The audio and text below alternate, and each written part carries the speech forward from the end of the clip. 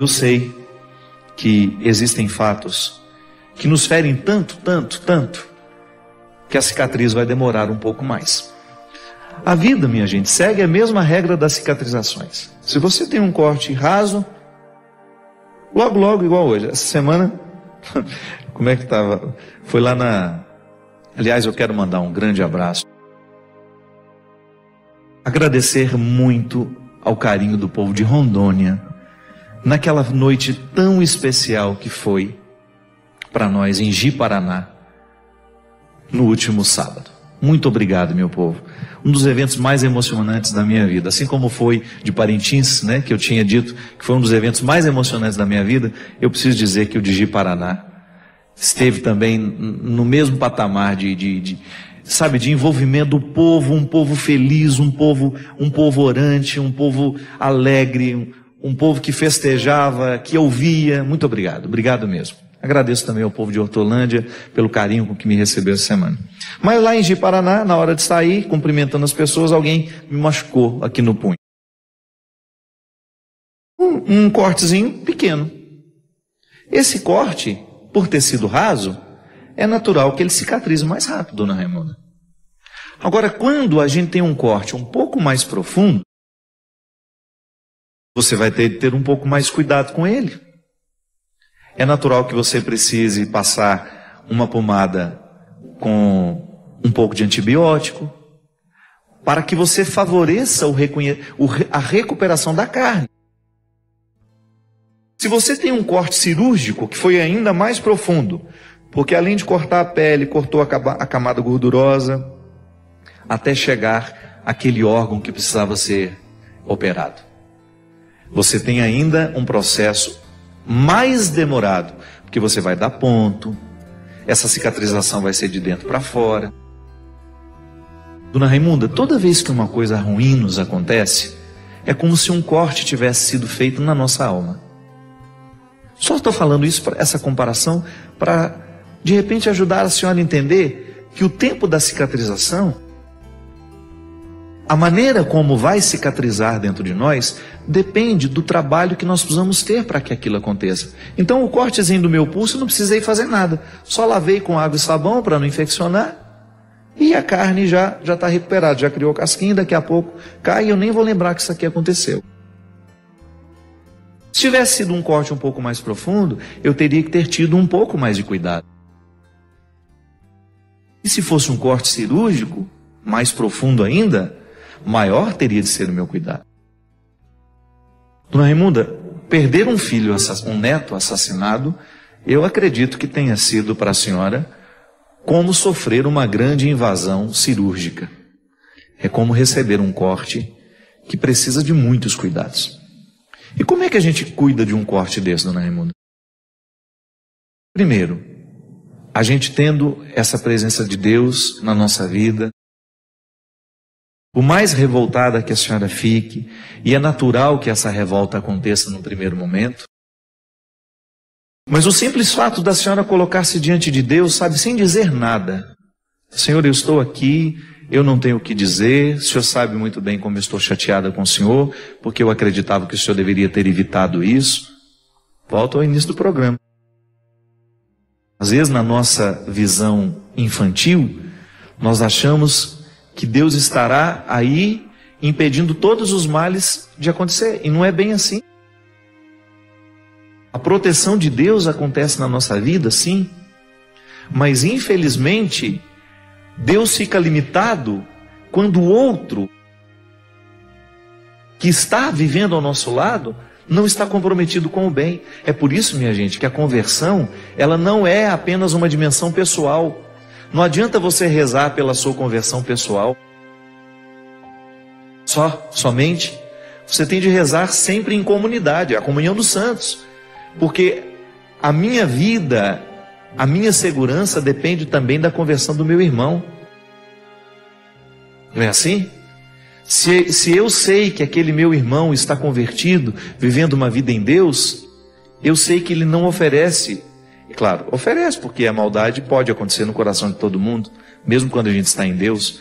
Mas quem vive uma vida em Deus, é claro que vai pensar 2, 3, 4 vezes antes de fazer um mal a alguém.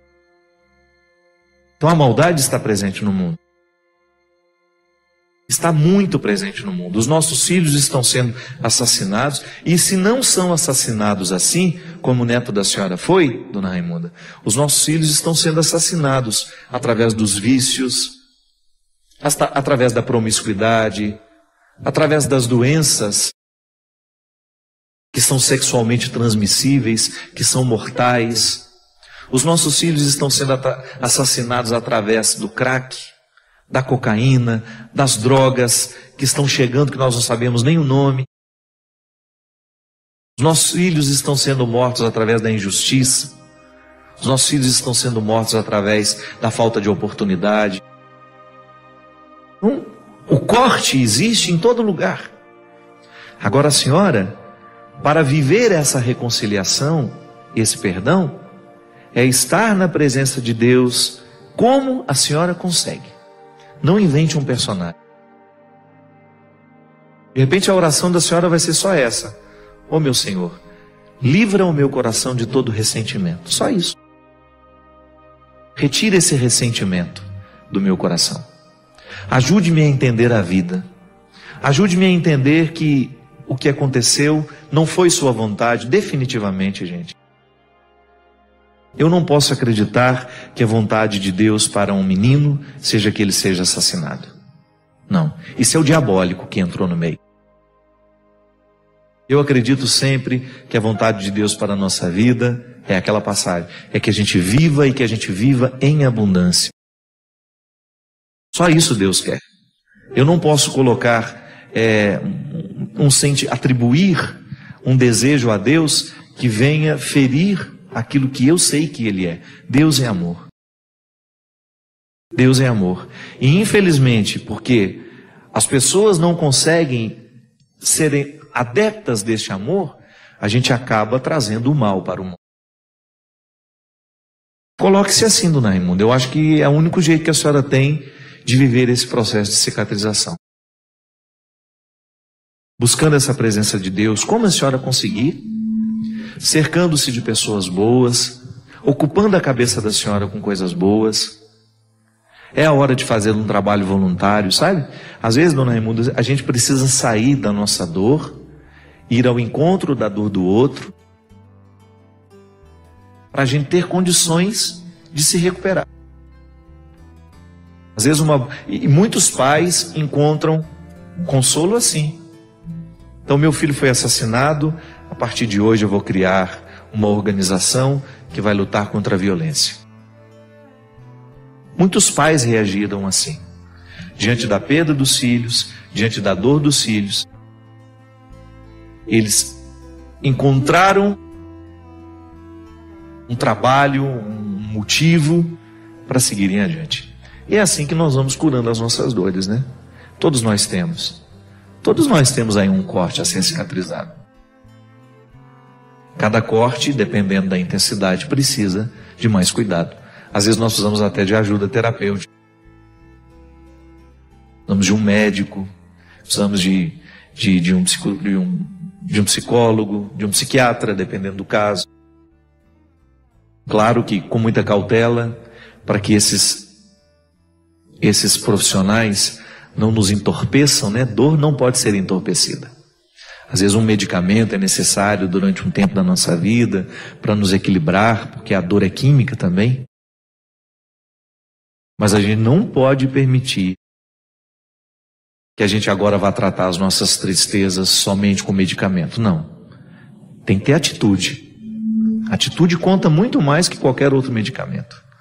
O medicamento pode até nos ajudar no momento em que a gente não tem nenhuma estrutura para tomar uma atitude. Mas depois o próprio discernimento de você olhando para o seu processo, sentir que você está dando passos e que já está, junto com o seu médico, chegar na conclusão de que está na hora de tirar aquele medicamento que serviu para um determinado tempo. Mas depois você continuou caminhando. Acho interessante que às vezes a vida nos leva num movimento tal, de pressa. Por vezes faz bem a gente fazer um retorno. É sempre bom a gente voltar às nossas origens. Aliás, cada vez mais eu me convenço de que um homem não pode ser feliz distante de suas raízes. O conhecimento da nossa realidade mais profunda, daquilo que a gente é. Pode ser que a vida tenha te modificado demais. Pode ser que ao longo da sua vida você tenha se tornado uma pessoa muito diferente de quando você era na infância. Pode ser que as suas raízes tenham ficado muito distantes de você por causa da vida que você foi assumindo aos poucos. E é muito comum a gente encontrar pessoas num determinado momento da vida, da sua história pessoal, que começa a sentir o desejo de retomar algumas coisas que foram ficando para trás e que depois se torna impossível de buscar e de encontrar porque deixou de buscar no tempo certo. Muito bom a gente poder fazer todos os dias antes de dormir um retorno àquilo que realmente é importante para nós. Você voltar a buscar as suas raízes, você voltar sempre ter contato com aquilo que você é. Eu, pessoalmente, nasci numa família muito simples, num contexto de muita simplicidade. E por mais que a minha vida tenha me modificado, por mais que a minha vida tenha me dado oportunidades de conhecer o mundo, de conhecer muita gente, de viver com mais conforto do que quando eu era criança, eu sempre peço a Deus a graça de retomar aquela simplicidade que foi própria do meu primeiro tempo. Por uma razão muito simples. Somente no momento em que eu tomo posse daquela simplicidade que fez parte da minha infância, é que eu vou saber usufruir de tudo o que a vida me der hoje, em termos de oportunidades, de conhecimentos. Porque é essa simplicidade mantida que vai me fazer equilibrado naquilo que hoje eu posso ter. Talvez você tenha se desequilibrado um pouco na vida no momento em que você se desprendeu demais de suas raízes. Você até esqueceu quem era você pelo fato de você ter se tornado uma pessoa tão diferente de quando você era criança. Suas oportunidades, tudo aquilo que você tinha, tudo aquilo que você não tem mais. Ou o contrário também, tudo aquilo que você não tinha e que tem agora.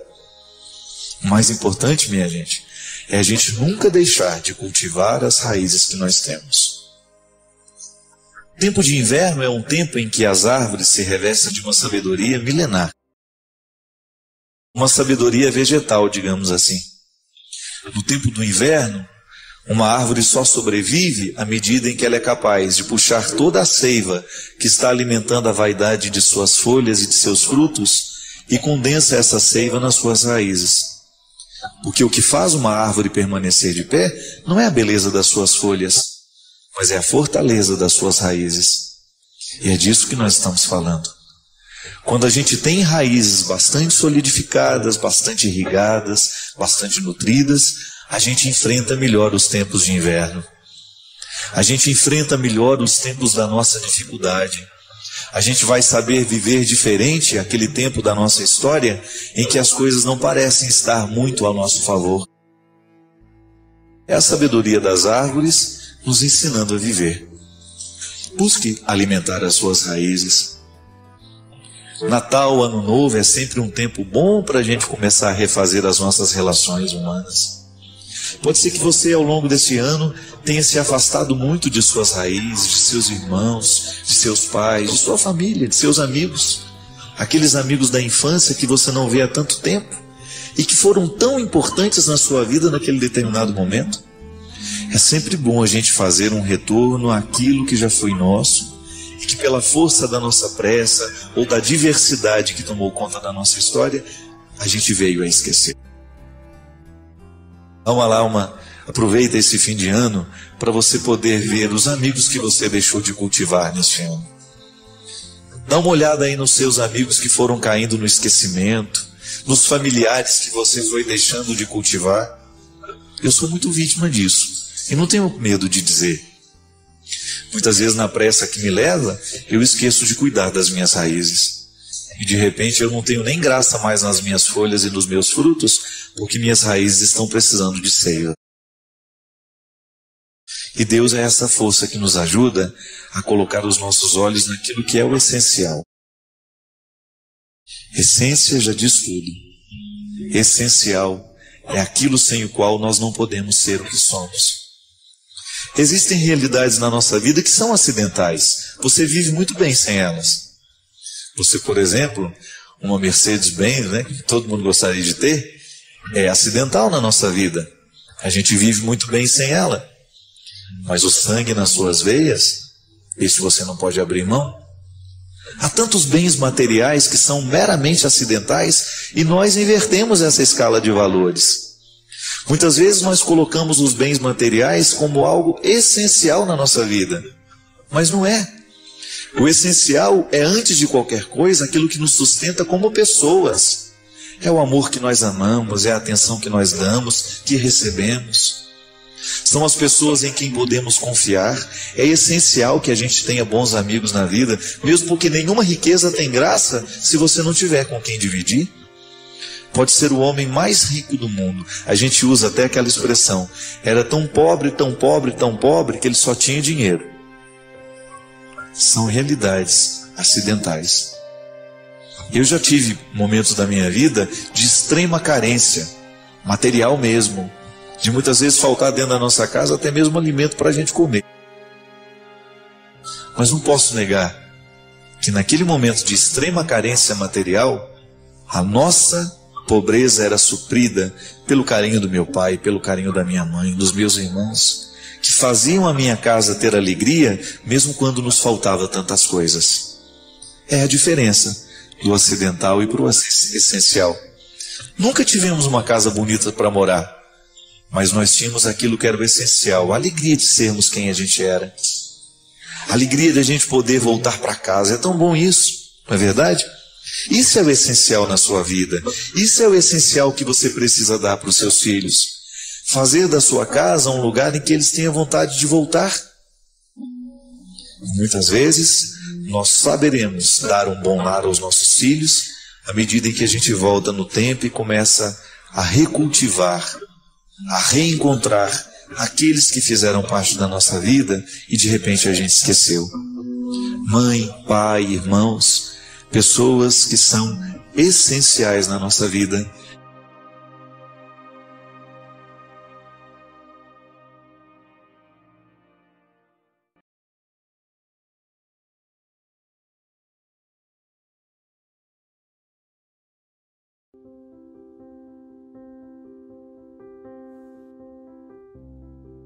Amanhã a gente celebra a festa de Corpus Christi. É a oportunidade que nós temos de pensar e celebrar. Porque a fé, ela cresce dentro de nós à medida em que a gente celebra e reflete sobre aquilo que celebramos. Não basta só celebrar. É preciso estarmos mergulhados, dentro do contexto do significado daquilo que celebramos. Celebrar o corpo de Cristo é recordar a presença real de Jesus através da Eucaristia e pensar o desdobramento concreto desta celebração que eu tenho a graça de presidir por ser padre, mas que começou no início da igreja, né? No contexto familiar, era dentro de casa, que a Eucaristia era celebrada. É bonito a gente recordar as origens do cristianismo. Era o pai, a mãe, os filhos, recordando o mistério que atualizava a presença de Jesus entre eles. Isso pode continuar entre nós hoje. Não é a mesma Eucaristia que a gente celebra lá na igreja, mas é um desdobramento dela. É tão significativo o pai ensinar ao filho o mistério da continuidade de Jesus eucarístico em nós, porque quando nós celebramos o mistério do corpo e sangue de Cristo, nós celebramos o mistério de sermos a continuidade deste corpo e sangue na história. Sim, porque a frase "tomai e comei, isto é o meu corpo que é dado por vós", e um desdobramento também que nós precisamos compreender. Isto é o meu corpo. É Jesus que diz a mim, isto é o meu corpo. Mas eu também digo a ele, Isto é o meu corpo, onde o Senhor tem a oportunidade de viver. A Eucaristia tem o seu significado mais. O corpo também é dado por vós. É no nosso corpo que ele continua. Nós encarnamos, somos a continuidade do mistério da encarnação. A Eucaristia continua em nós o mistério da encarnação. É assim que o cristianismo ganha força. Quando nós nos dispomos a ser Eucaristia pelo mundo afora, a ser a presença real de Jesus, a oferecer a Ele os nossos braços, as nossas pernas. Pelas nossas pernas Ele anda dos nossos braços Ele abraça, pelo nosso olhar Ele olha, pelo nosso sorriso Ele sorri ao mundo. Isso é Eucaristia. Quando eu descubro que, ao me aproximar desse altar e receber o corpo e o sangue de Cristo, eu me comprometo em atualizá-lo na história. Sou em ti, és em mim. Essa música eu fiz com Valmir Alencar há tantos anos atrás. Eu nem era padre ainda.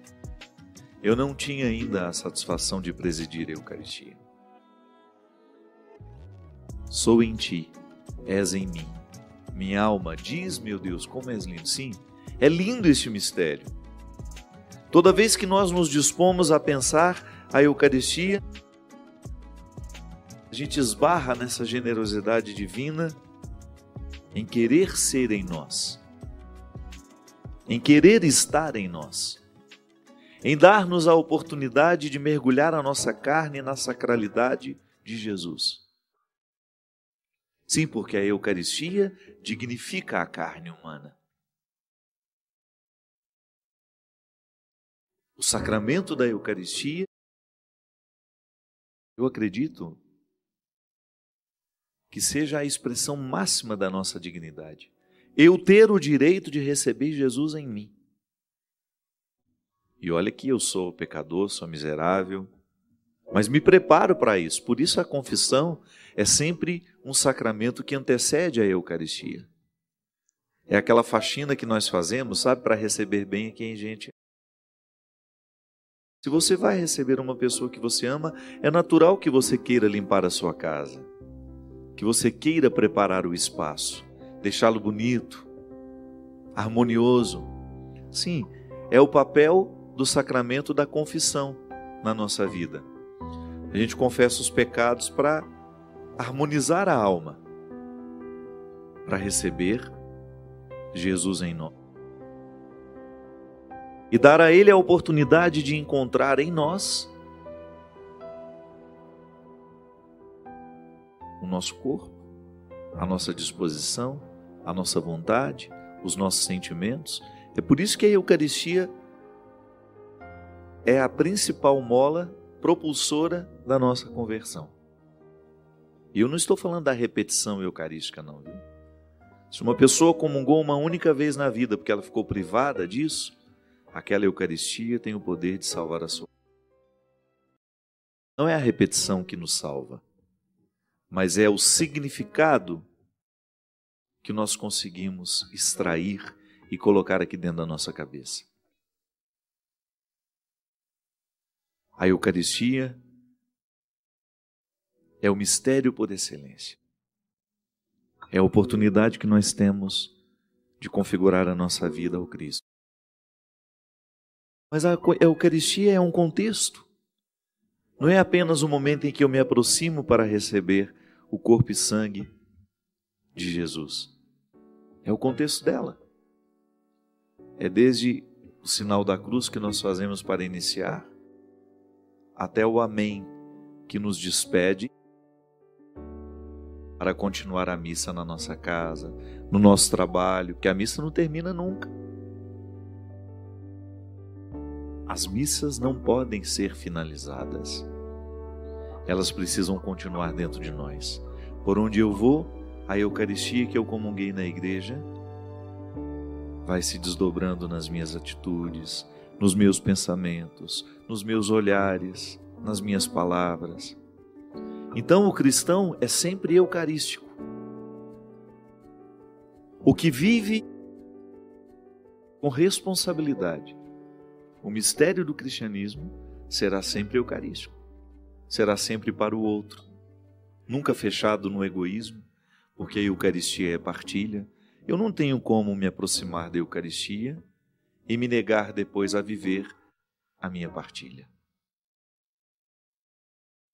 Jesus me dá a oportunidade de tê-lo em mim, não para eu trancafiá-lo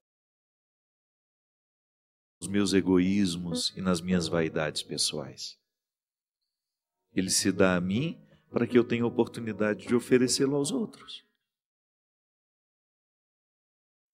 Hoje mesmo eu recebi uma notícia muito triste. A Alvênia, lá de Sobral, no Ceará, mãe do Mauro Célio, foi surpreendida pelo suicídio de seu filho. Mauro Célio, um menino de 18 anos que já cursava o 2º ano de faculdade de medicina em Fortaleza, jogou-se do 10º andar do prédio onde morava. E a Fabiane Borges, que é minha amiga,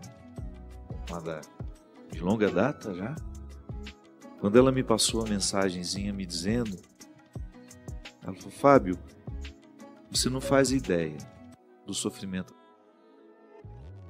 E a primeira coisa que ela me disse quando eu a encontrei, hoje de manhã, quando Fabiana foi para lá, que o menino se matou ontem à noite, Mauro Célio se matou ontem à noite. Quando ela encontrou a Alvênia cantou para ela, recitou um verso de uma música minha. Uma música que se chama Perdas Necessárias, onde eu digo que o silêncio se transforma em espera.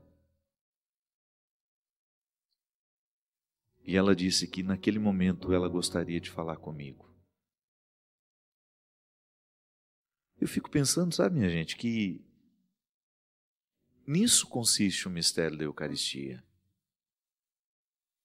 Em a gente significar Jesus na vida. E toda vez que nós estamos mergulhados na dor, toda vez que nós estamos mergulhados no desespero, porque eu não tenho nem como avaliar como é que esteja o coração dessa mãe hoje. A dor é tão cruel. Ela viu o marido morrer, não tem muito tempo também. Um acidente trágico levou a vida do marido.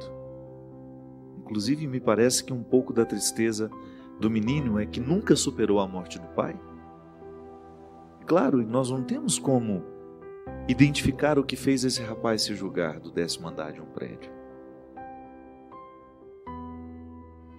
Agora, o que é para nós, cristão, foi para a Fabiana hoje de manhã a oportunidade de ser a Eucaristia para essa mãe que sofria. Sabe, é você emprestar o seu coração. O princípio de compaixão nos ensina isso. Compaixão é você sentir com o outro. A misericórdia, a compaixão são conceitos muito parecidos, muito semelhantes. A misericórdia é eu sinto a miséria do outro, eu experimento a miséria do outro. A compaixão é isso, eu vivo a paixão do outro. Eu estou com o outro no momento da sua paixão. Eu sou do outro no momento do seu sofrimento e da sua luta. Isso é Eucaristia. É eu ter a oportunidade de oferecer o Cristo que está em mim àquele que está tão necessitado dele. E o tem também. É claro que Jesus está presente no coração dessa mulher hoje. Mas é que a dor é tão aguda que ela precisa do Cristo que está no outro. Porque nós precisamos de abraços nesta hora, minha gente. É humano. Eu me lembro que no velório da minha irmã, cada vez que chegava um amigo de verdade, Era como se Deus estivesse me amparando através dele. Os conhecidos nessa hora são importantes também, claro. Mas quem nos ampara nesta hora são os amigos verdadeiros. Quando você vê adentrar alguém, sabe que em outros momentos da sua vida já foram misericordiosos com você, isso é, experimentaram a sua miséria ao seu lado. Foram capazes de viver as suas paixões. Teve compaixão. Foram capazes de mergulhar nos mistérios do seu coração e do seu sentimento. São as pessoas que nos marcam, porque são eucaristias para nós em muitos momentos da nossa vida. Trazem-nos o corpo de Cristo, trazem-nos o abraço de Cristo, trazem-nos o olhar de Cristo, trazem-nos a palavra de Cristo. Sim, a Eucaristia é tudo isso. A oportunidade que Jesus tem de estar em nós, de viver em nós, de falar por nós, através de nós. Isso é tão lindo, é tão misterioso, é tão profundo. E a gente vai pensar a maneira como tantas vezes nós encaramos a missa, né? Que é a oportunidade magna de receber Jesus Eucarístico. Embora eu possa experimentá-lo também através da palavra, a palavra de Deus, o Evangelho é a presença real de Jesus. Mas quando eu estou ali naquele contexto de celebração, às vezes eu vivo aquilo de maneira tão superficial, às vezes eu vivo aquilo de maneira tão artificial. Não, é a oportunidade que eu tenho de habilitar o meu coração para ser para a Alvânia essa Eucaristia. Alvênia. Deixa eu conferir. É isso, Alvênia. É a oportunidade que eu tenho de me preparar para ser para o outro. Então eu vou participar da Eucaristia e quando eu volto para casa, seria um testemunho natural ser Eucaristia para aqueles que estão lá. Voltar trazendo Jesus nas palavras, no olhar, nos assuntos que a gente puxa. Oferecer ao outro o Cristo que recebemos. Então, o Corpus Christi não é só a festa em que nós enfeitamos os tapetes para que Jesus venha eucaristicamente passar pelas ruas da nossa cidade. Não. É muito mais do que isso. É a oportunidade que a gente tem de pensar essa parceria que Deus resolveu estabelecer com o mundo através de seu Filho. Deus está em mim. Deus está em você. Eucaristicamente podemos dizer, Ele vive entre nós. Ele vive em nós. Tenho a oportunidade de radicalizar. Isso é, colocar na raiz da minha vida a presença real de Jesus.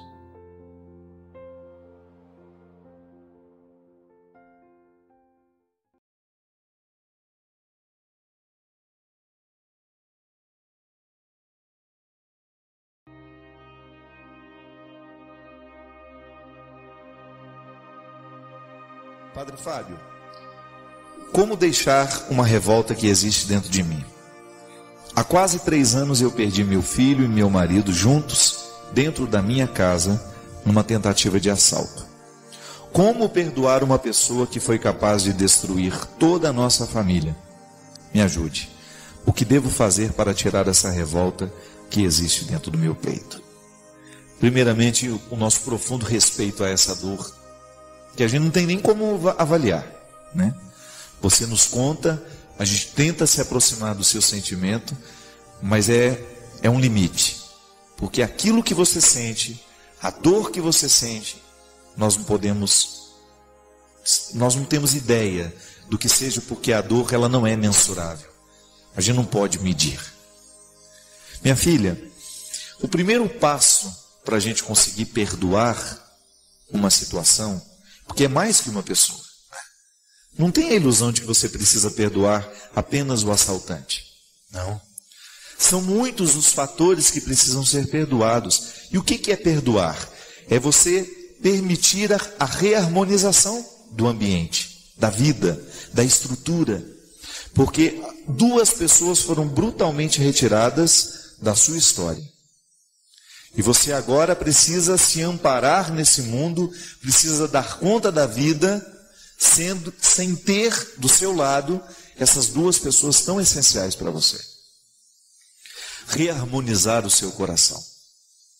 Antes de qualquer coisa, antes de perdoar qualquer pessoa, você precisa perdoar a vida. Primeiramente, tirar do seu coração essa história, que certamente ocorre com todo mundo que vive um momento como esse. Por que aconteceu comigo? Você já deve ter me escutado falar aqui, minha filha, que às vezes a gente faz perguntas que não nos levam a nada. Mas a gente insiste em fazê-las, que é uma maneira que a gente tem de gritar o nosso desaforo. A gente acha que é um desaforo isso. Alguém entra dentro da nossa casa, mata as pessoas que nós amamos e depois nós precisamos aqui administrar todos estes ódios que esse assassino provocou dentro de nós. É desaforo. O primeiro detalhe a ser reorganizado dentro de nós é olhar para este fato e tentar metabolizá-lo sem ódios e sem rancores. Aconteceu comigo, poderia ter acontecido com o vizinho do lado, e de nada adianta eu ficar fazendo perguntas agora que definitivamente não vão me ajudar a resolver o meu dilema, o meu conflito. Preciso então agora dar um passo na direção da vida e fazer as pazes com ela. E aí, minha filha, a melhor maneira de fazer as pazes com a vida é você olhar para o que restou. O que dessa família tão desestruturada existe para você? É como um náufrago, que diante daquele desastre de olhar para todos os lados e só ver água, encontrar algum lugar em que possa segurar e se apoiar para poder vencer a tempestade. É a hora de você olhar para os seus valores, para as pessoas que você ama e você dar um passo na direção delas. Isso é perdoar a vida. É você se dispor a continuar vivendo. Porque o perdão ao assassino pode ser que você vai conseguir daqui a um tempo. Você só vai conseguir perdoar o assassino, se você conseguir dar esse passo na direção da vida. E o passo na direção da vida é que vai ajudar você a reorganizar o sentimento que te machuca tanto. Porque antes de perdoar as pessoas, a gente tem que perdoar o acontecimento, né? É de alguma maneira você encaixar dentro do seu coração pelo menos essa possibilidade.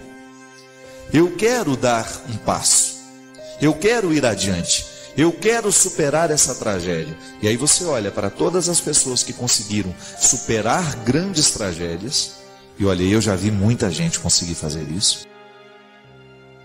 Essas pessoas precisaram fazer o quê? Abrir as janelas da casa, olhar para o que restou e começar a reorganizar a vida. Eu desejo, minha filha, que neste momento de profunda dor, você possa reencontrar o caminho da vida. Perdoe a vida.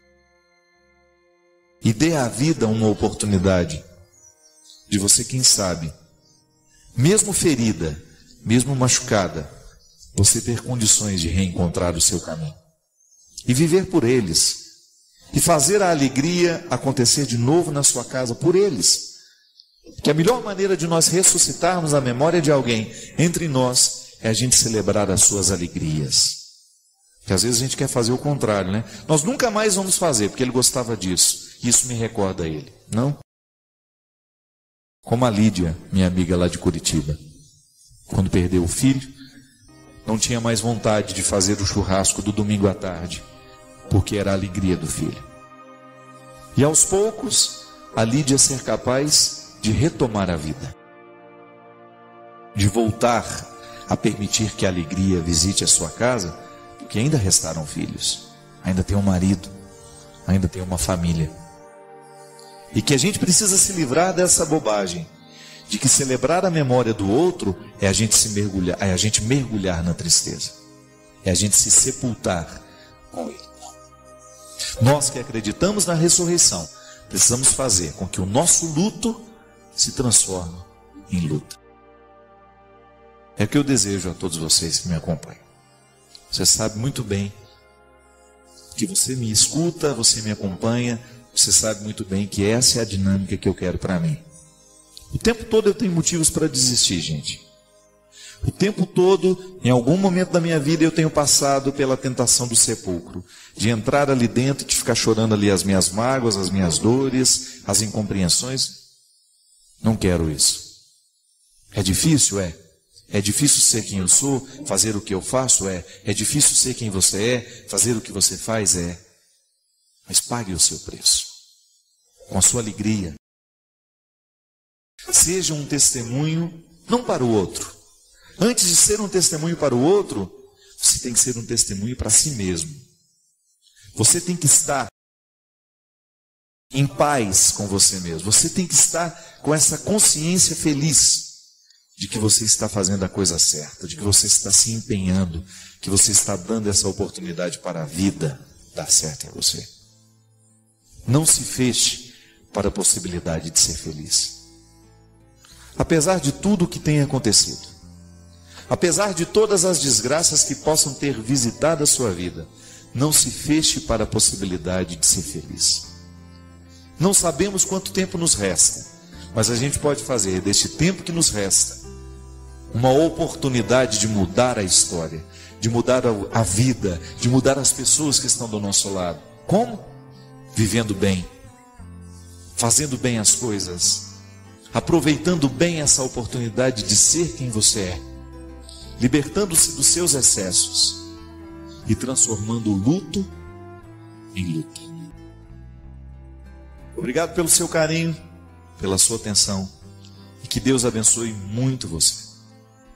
Que Deus derrame sobre o seu coração, sobre a sua casa, sobre a sua vida, a disposição que caracterizou o coração de Nossa Senhora, para que, exemplo dela, a gente também possa ser um cristão de verdade, levando sempre Jesus no colo, para apresentá-lo àqueles que ainda não o conhecem.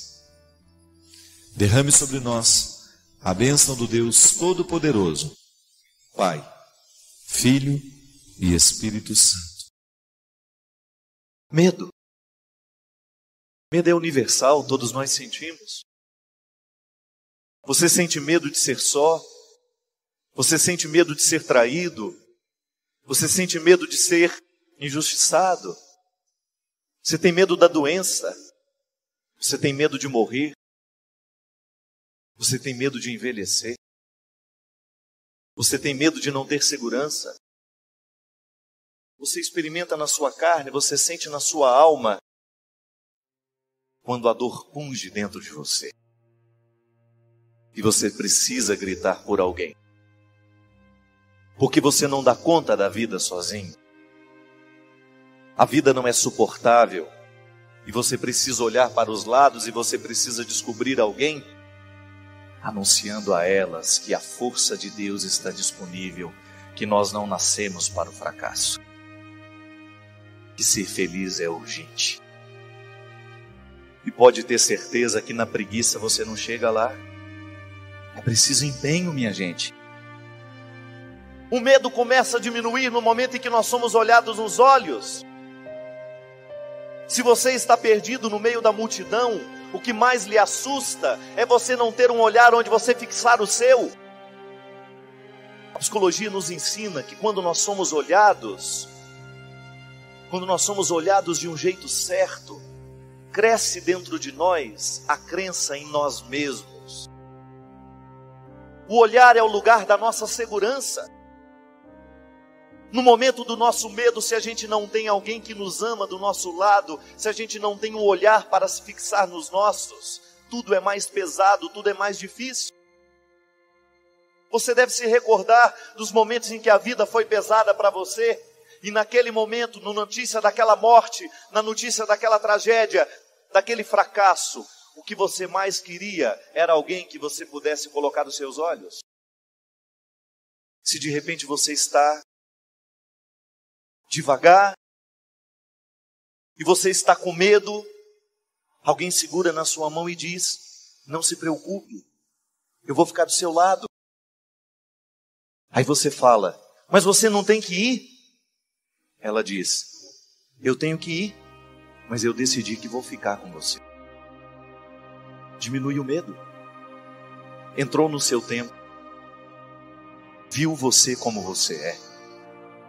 Mas você sabe por experiência própria que no momento da sua mudança, se você tem alguém segurando na sua mão, se você tem alguém olhando nos seus olhos e mudando junto com você, fica mais fácil. Diminui o medo.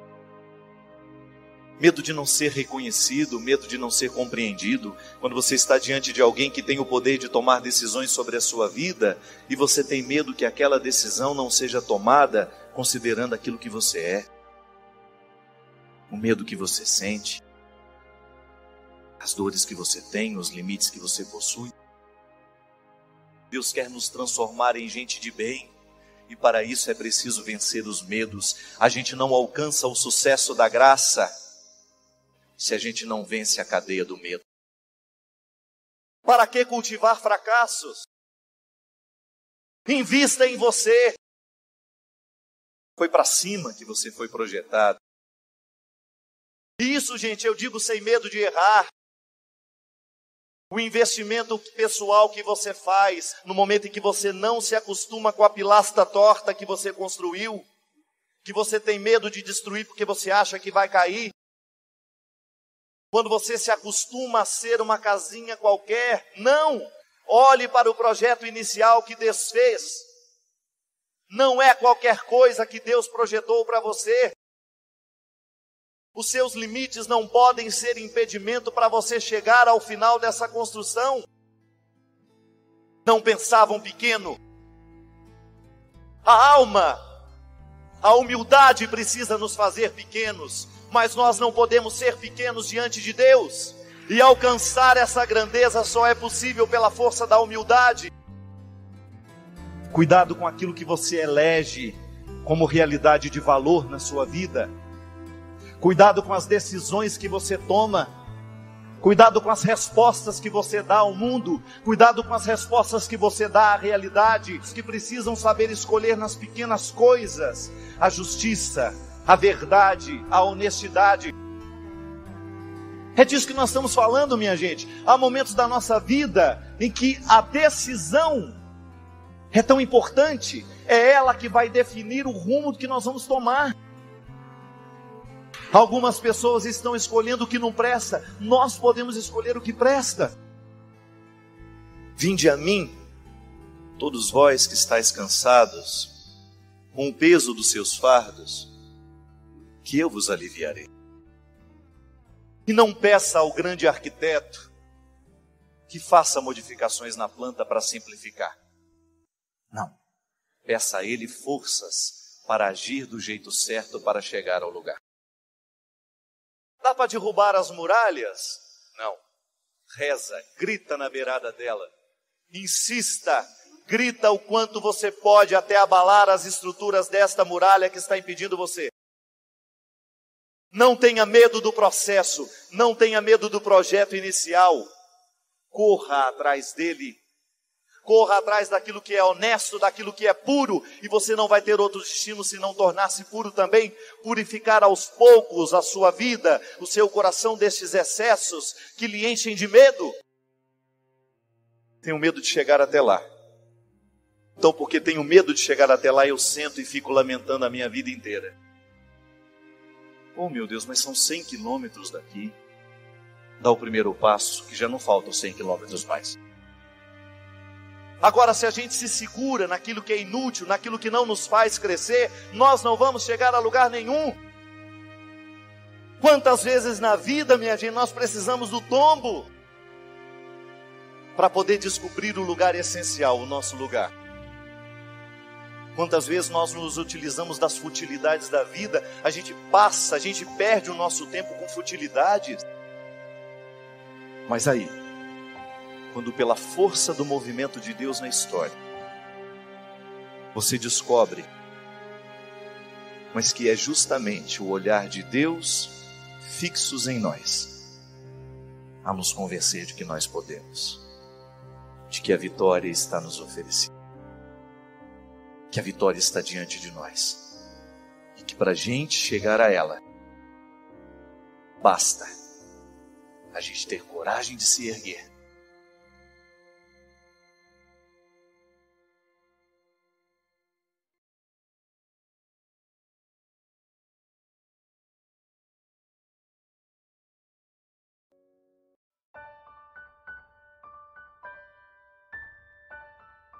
A fé funciona em nós como uma impulsão.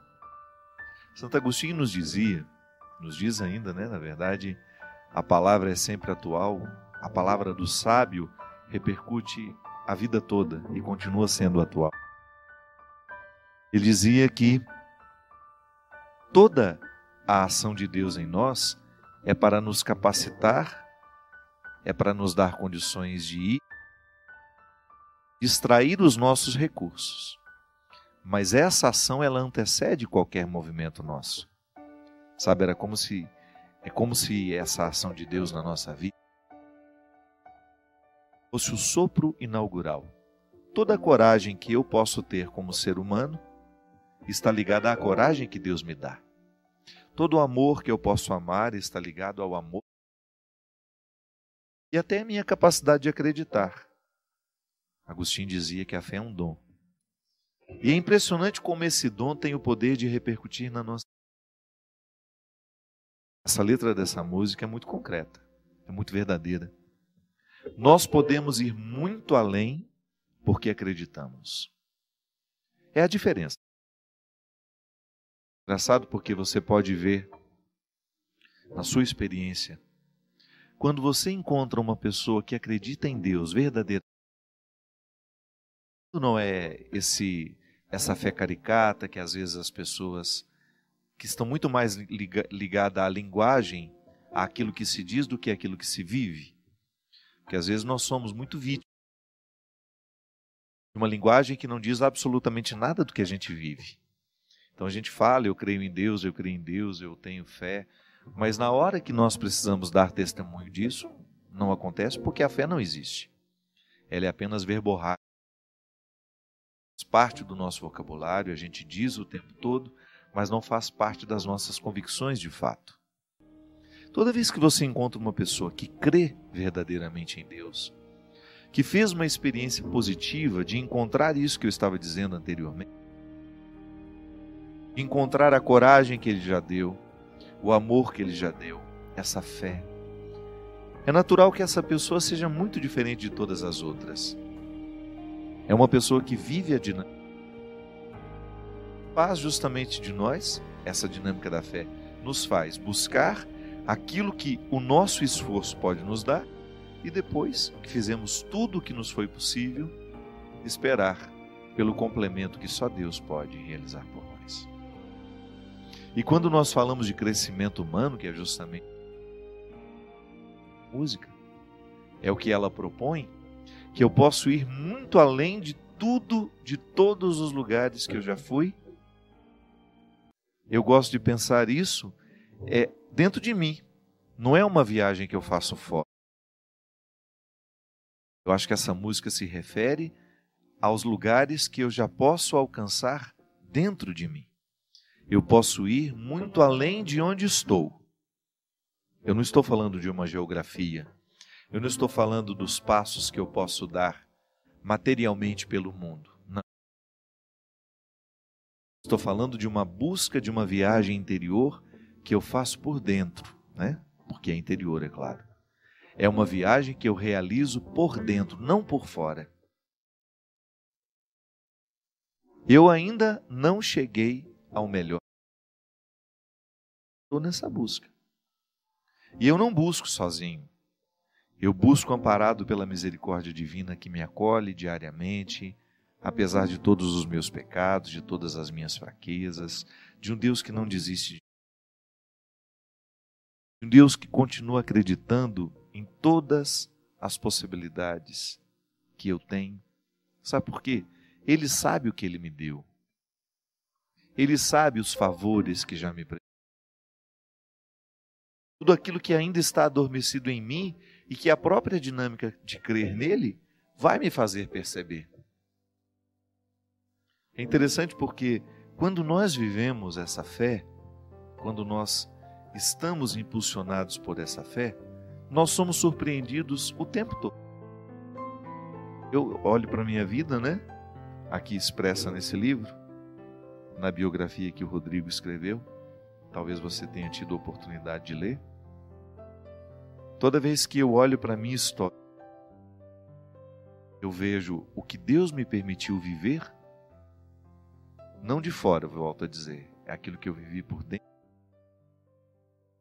Tudo aquilo que eu pude experimentar, todos os tesouros que eu consegui chegar em mim, foi porque eu estava auxiliado. Foi Deus que me conduziu. Foi Ele que me levou nos momentos das minhas dores, das minhas angústias, das minhas ansiedades. E essa viagem sempre me faz chegar ao que eu tenho de melhor. E não é diferente com você. Se você quiser olhar-se à luz dessa fé, você também vai identificar o itinerário por onde Deus te levou. Naquele momento em que Ele segurou você, que sozinho você não teria tido condições de superar, até mesmo nas suas alegrias, para que elas pudessem ser fecundas, para que elas não ficassem banais. Deus é que dá sentido a tudo, até a nossa alegria. Uma alegria sem Deus, ela não produz fruto em nós. Ela é vazia, ela é exterior, ela é para fora. Mas até quando nós nos alegramos em Deus, é diferente. É por isso que eu digo para você que quando você observa uma pessoa que vive verdadeiramente a dinâmica da fé, você está diante de alguém que testemunha naturalmente Deus na história. Não precisa nem fazer muito, não precisa fazer pregação. A vida da pessoa já é um lugar de aprendizado para nós. A gente olha para ela e a gente percebe que ali a fé já deixou os seus frutos. Mas o que é interessante é pensar que a pessoa fez o seu dever de casa para que essa fé deixasse e plantasse o seu. São Paulo tem um trecho, numa das suas cartas, em que ele compara o exercício da fé à vida do atleta. Olha que interessante quando ele diz isso. Ele, na verdade, Paulo tem um esforço de escrever sempre de maneira que as pessoas entendam a teologia que ele está. A teologia, a vida moral, ele está preocupado com o bem viver. Então, ele vai usar de todos os exemplos que ele puder para que as pessoas sejam capazes de compreender qual é a proposta de Jesus. Qual ele se tornou um legítimo propagador. Ele diz assim: acaso não sabeis que no estádio todos correm, mas um só ganha o prêmio? Correi de tal maneira que conquisteis o prêmio. Todo atleta se impõe todo tipo de disciplina. Eles assim procedem para conseguirem uma coroa corruptível. Quanto a nós, que buscamos uma coroa incorruptível, nosso esforço deve ser ainda maior. Por isso eu corro, não como as tontas, eu luto, não como quem golpeia o ar. Trato duramente o meu corpo e o subjugo para não acontecer que, depois de ter proclamado a mensagem aos outros, eu mesmo seja reprovado. Interessante isso, né?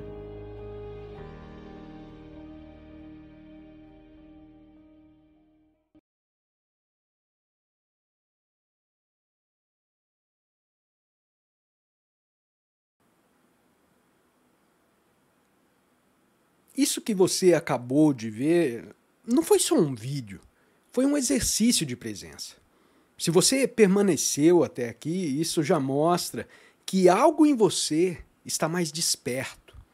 Comenta o que ficou com você, qual a mensagem que você achou mais impactante e compartilhe com alguém que também valoriza esse tipo de conversa. Valeu? Um grande abraço e até o próximo vídeo. Tchau, tchau!